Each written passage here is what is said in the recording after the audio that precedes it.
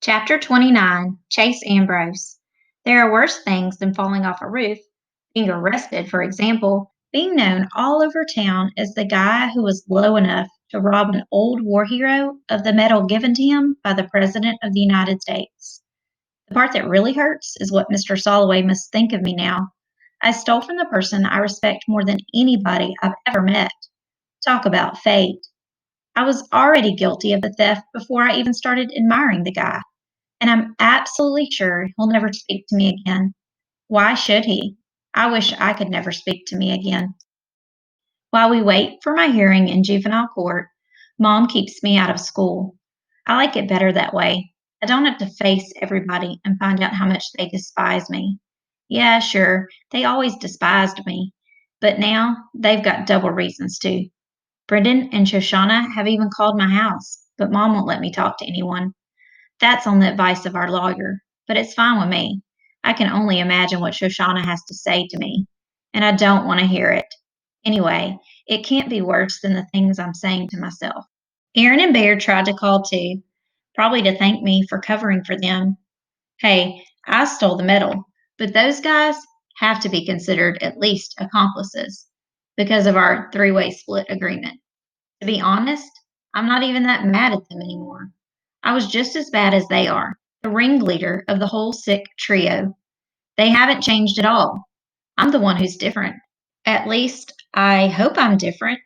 Besides, I won't have to deal with them anymore after the hearing. I'll probably wind up in juvie. Even when I get out, chances are their parents won't let them associate with me. I'm a delinquent, a bad influence on them. For all I know, that might actually be the truth.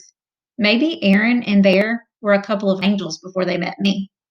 Juvie, there's a really high probability I'm going to end up there.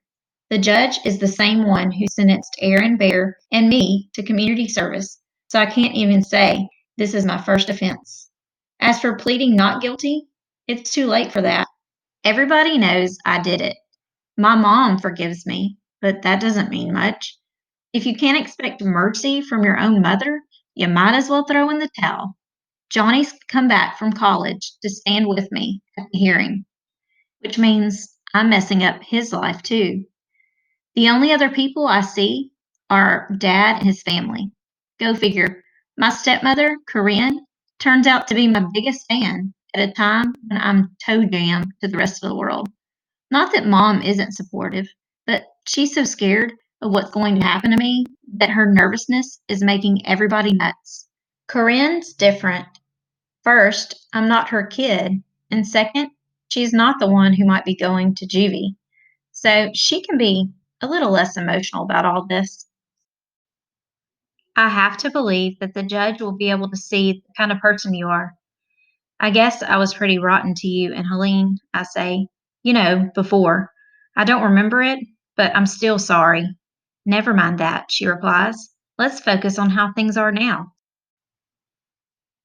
Helene is only 4, so she understands nothing about my problems. Actually, the only time I feel really relaxed these days is when I'm sitting on the floor with her, playing Barbies, something the old Chase wouldn't have been caught dead doing. I'm pushing Malibu Barbie's beach cruiser, giving Ken a ride to the luau, when I notice Dad filming me on his phone. I thought playing with a 4-year-old interferes with your focus on important things, like football, I tell him. Are you kidding, champ? He exclaims. We can show this at your trial. It's a hearing, whatever. It'll prove to the judge what a great big brother you are, and that will get you back on the football field. I sigh. I guess you think I'm a pretty big moron for returning that medal? He actually seems to mule it over. Well, I'd be lying if I didn't say it would have been a lot smarter to just slip it under Soloway's door. Yeah, tell me about it. But you did the right thing, he adds. That medal's worthless to you. You didn't earn it. Not like your state championship, let's say. It only has value to Mr. Soloway. I don't know how valuable it is to him either. He can't remember any of what he did to win it. He blanked it out, the way I blanked out my whole past. Dad shrugs. Even if you can't remember it, it still happened. I loved the kid you used to be. I start to protest, and he holds up a hand. Let me finish. Just because I miss the old Chase doesn't mean I don't appreciate who you are now. I'm not blind. I see the bond you have with Helene. You think that would have been possible before your accident? I thought you considered that kind of stuff weakness. He reddens. I just didn't know the new you yet. It takes strength to eat the blame and not rat out Aaron and Bear, especially when they more than deserve it. Or to try to make things right with Soloway or even the Weber kid, whether they appreciate it or not. You're strong, all right, and stupid. But everybody has stupid moments. The trick is not to let a few bad moments cost you the game. There's something in his expression that I've never noticed before. It was probably there a lot before the accident, but this is the first time that I actually see it. Pride, which is going to be worth exactly 0 in front of a judge. As I step through the metal detector at the courthouse, I freeze. I've been here before, and the memory comes flooding back. Move it along, son, the security guard urges me. Plenty of people in line behind you. Right, sorry. I stumble forward to make room for Mom, Johnny, Dad, and Mr. Ladow, our lawyer. I must look a little shaky because my brother whispers, Hang in there, kid. I nod, wrapped up in my latest flashback, arriving in this very building with Aaron, Bear, and our families. What I remember the most is my anger, my outrage that the three of us were being hauled into court for booby trapping Joel's piano. I was mad at everybody. Joel, the Webbers, the school, the police. Didn't they know who I was? Chase Ambrose, MVP of the state championship game. We ruled that school. Whatever we did was okay, just because it was us who did it. Yeah, I was mad. I can practically feel the heart of my rage radiating through the memory. What a difference a few months make. Back then, I had such a high opinion of the great Chase Ambrose that I considered myself untouchable. Now it's the opposite. I hate myself so much that there's no way any judge could hate me more. That's why Mr. Ladow has been so frustrated with me. How can you create a defense for someone who won't defend himself? It's not that I want to get sent to juvie. I don't. But I'm 100% guilty. I took the medal. I hid the medal. And if I'd been my old self, I would have sold the medal and pocketed the money. There it is, my whole case. That's probably why Mr. Ladow's betting everything on character witnesses, because I refuse to say anything on my own behalf. I hear my mom drawing a tremulous breath as we enter the courtroom. My dad puts an arm around my shoulders. Believe it or not, I don't even shrug it off. Right now, I need all the support I can get. When I take my first look around, I almost lose it. Everybody's here. Brendan and Kimmy are sitting with the video club, along with a lot of kids from school. I see Coach Davenport and a group of football players, Joey and Landon, and some others. Miss Dilio is there too, along with several of my teachers. In the front row, I'm shocked to find Shoshana, Joel, and their parents. Shoshana catches me looking at her and quickly turns her head. I'm blown away. I already know I'm not the most popular guy at Hiawassee, but the fact that so many people despise me so much that they take time out of their day to come and watch me get sentenced to juvie is the most painful thing I've ever had to face. All that's missing is the stocks, so the angry mob can throw rotten vegetables at me. Judge Garfinkel comes in and spends a few minutes reviewing the case file while I sit there and stew. Oh, I remember now. He turns his sharp gaze on me. Young man, I told you that if I ever saw you in my courtroom again, things would go very hard with you. What do you have to say for yourself? Mr. Ladow starts to get up, and while he's buttoning his jacket, I reply, Nothing, Your Honor. I don't remember why I stole Mr. Soloway's medal. I wouldn't do it today, but I definitely did it then. The judge nods gravely. I appreciate your honesty. You're making my job easier, if not any more pleasant. I have some character witnesses who would like to be heard, Mr. Ladow announces, if it pleases the court. Judge Garfinkel sighs. Proceed. Mom goes first, dripping enough tears to warp the wood of the witness stand. Her main message is what a difficult child I used to be and how much I've changed since my accident. She spends a lot of time talking about how seriously injured I was and how long I was unconscious. This comes from Mr. Ladow's careful coaching, but Judge Garfinkel looks about as easy to persuade as one of those giant stone heads on Easter Island. Dad is next, and I'm amazed at some of the things he says. I thought all he cared about was that I'm a chip off the old block, but he only mentions football once. What kid doesn't act like he's got it all figured out when he's Chase's age? Even so, getting to know my son the way he is now, I almost wish someone had pushed me off a roof when I was 13. I'm stunned. The very best part of my father's 48 years was the time he spent in middle and high school. He considers himself to have been the ultimate athlete, hotshot, and big man on campus. He has never, not once, allowed for even the remotest possibility that his youth was anything less than perfect until today, when he thought it might help me.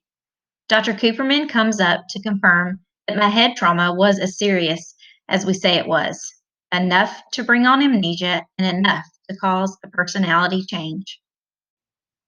Judge Garfinkel frowns, and the personality change is permanent? It's impossible to tell, the doctor admits.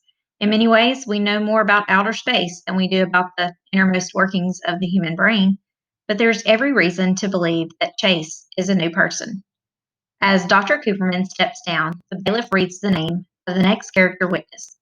Shoshana Weber? What? I'm froze in my chair. That has to be a mistake. No, Shoshana has gotten up and is heading to the stand. I tug at Mr. Liddell's sleeve. No, I hiss. This character witness thinks I'm subhuman garbage. She's still avoiding eye contact with me, but there's an intense expression on her face. She's a girl on a mission, and I know exactly what the mission is to bury me. She doesn't say anything, just sits there, steam building inside her like a boiler about to explode. Not good. Oh, this is so not good. Miss Weber, prompts the judge. I know Chase is guilty, she begins. He's guilty of a lot of things, but he's done a lot of good things too. He's trying, even if he isn't always succeeding. Judge Garfinkel clears his throat. Young lady, the purpose of a character witness is to vouch for character, not to point out faults. I was getting to that part, she tells him. The big question is, what kind of person is Chase going to be now? He gave the medal back. That's a plus. But there are minuses too. Like at school, when he lied to cover up for his old friends. I'm not saying that to make him look bad. I'm trying to give you a totally fair picture of Chase today. Thanks to falling off that roof, he's been given a chance to restart his whole life. Maybe it hasn't been perfect. She struggles for the right words. I'm silently pulling for her not to find them. I'm grateful that she doesn't seem to hate me as much as before, but this isn't helping. And, the judge prods, I was harder on Chase than anybody else, she explains. And some of that was justified and some of it wasn't. I guess what I mean is, if I have faith that he's going to turn out okay, you can take it to the bank. That's admirable of you to say, Miss Weber, Judge Garfinkel comments from the bench, but that isn't what this hearing is about. Chase is charged with the theft of a Medal of Honor belonging to Mr. Julius Solway, which nobody denies happened, not even Chase himself. And I'm amazed to say this, but I just know he'll be a good person. Huh. It wasn't the kind of testimonial Mr. Liddell was hoping for, but it was absolutely honest. For sure, I wasn't expecting to hear the words good person coming from Shoshana, not when she was talking about me. Don't get me wrong. If the Webers forgive me, that would be a humongous weight lifted off my shoulders. Mostly, though, I'm just confused. This isn't going at all the way I expected. But don't you see, she pleads, if I can misjudge him, anybody can, even a judge. Thank you for your testimony, he tells Shoshana. Let's move along. Would anybody else here like to say something on behalf of this young man? The chorus of squeaking chair backs and shuffling feet is louder than it should be. That's when I realize that every single person in the gallery has gotten up. They cross the courtroom in the direction of the witness stand. Kids, teachers, and parents alike. The only occupied seats belong to my family and Mr. Liddell. Everybody else is in line in front of the bewildered bailiff. Video club kids I know I pushed around in the past. Teachers whose classes I used to disrupt. Football players who thought I deserved them. Even Joel and his parents. I stare at them, practically everyone I know waiting their turn to support the bully who deserves no support at all.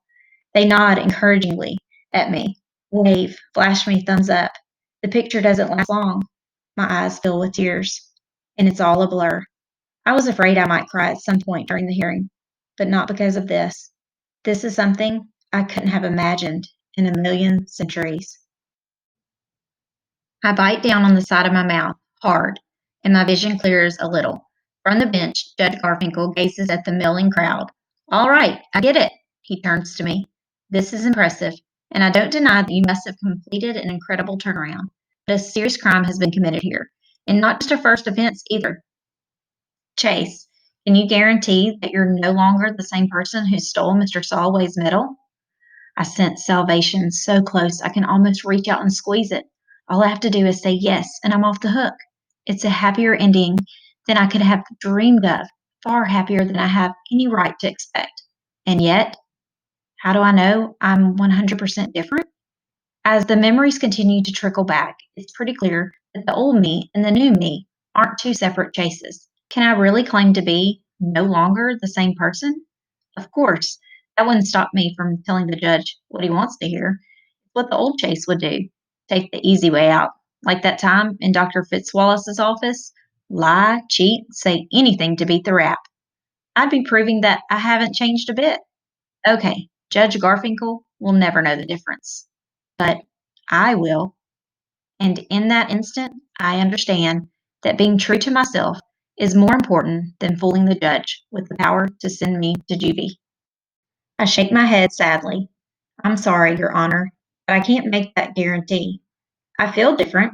I have no urge to do the things I used to do, but the person who stole the medal was inside me once. I can't promise that he's gone forever. There's almost a wind in the courtroom.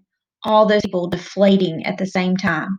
Joshana, Joel, Brendan, my parents. Judge Garfinkel lets out a heavy breath. In that case, Chase Ambrose, you've left me no choice. It is the decision of this court that you be remanded to the juvenile authorities. Now hold on just one cotton picking minute. In the excitement, nobody's noticed that the courtroom doors have been flung wide. In shuffles Mr. Julius Solway, war hero, struggling behind his walker. Around the neck of his one and only suit hangs his Medal of Honor, freshly polished and gleaming. The look in his blazing eyes plainly says he intends to take on the world and win. That gets the judge's attention. I assume I'm addressing Mr. Solway. Please take a seat, sir. No, I'm not going to take a seat, Mr. Solway replies belligerently. All this ruckus over a stupid medal? Well, here it is with its rightful owner. Case closed. Now, let's all go home. It's taco night at Portland Street. The judge is respectful but firm. It doesn't work that way, Mr. Solway. A crime has been committed here, even if now it has a satisfactory ending. What crime? Mr. Solway challenges. Chase didn't steal my medal. I loaned it to him. I jump up. Mr. Solway, don't. What do you know about it? The old soldier roars at me. You fell on your head and you lost your memory. Who are you going to believe, Judge? The fellow who remembers or the fellow who doesn't? Judge Garfinkel frowns. This may be juvenile court, but it is still a court of law.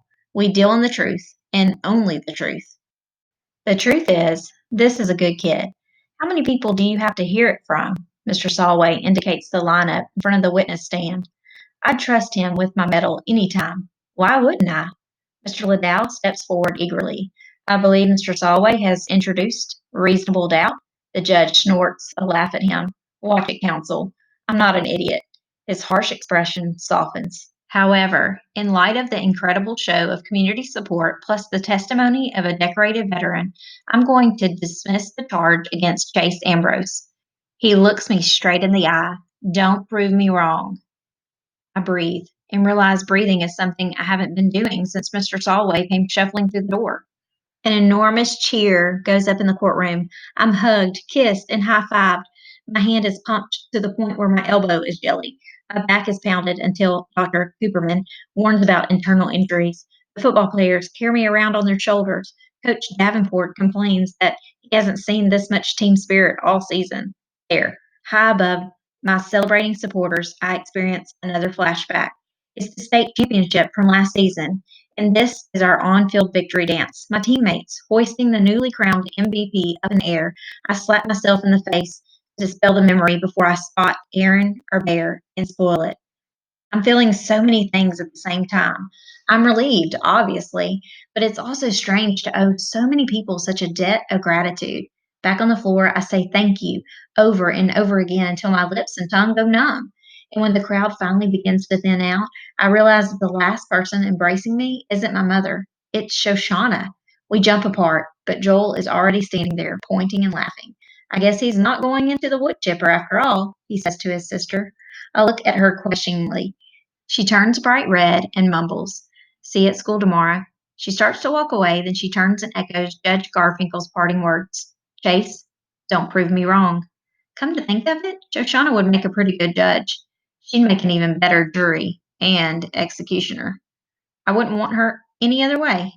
When the Webbers leave, I'm down to my last thank you, and this one's the most important. Mr. Solway has established himself in the front row of the gallery. He's scowling at me. "You know, kid, you'd make a lousy lawyer. You almost blew it up there."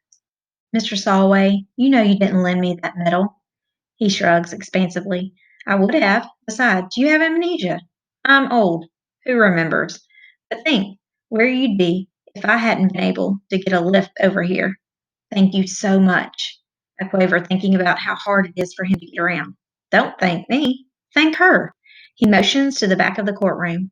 There, by the door, stands Corinne. One hand holds on to Helene, the other to the keys of her van. She's beaming at me.